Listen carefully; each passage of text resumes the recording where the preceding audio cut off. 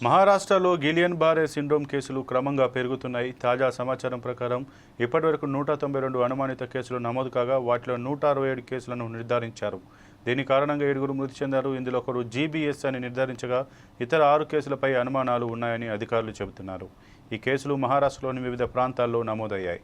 అందులో Pune municipal corporation పరిధిలో 39, ఇతర గ్రామాల నుంచి 91, పింప్రి చించవాడ్ మున్సిపల్ కార్పొరేషన్ నుంచి 29, పూణే గ్రామీణ ప్రాంతంలో 25, ఇతర జిల్లాల నుంచి 8 కేసులు రికార్డ్ అయ్యాయి.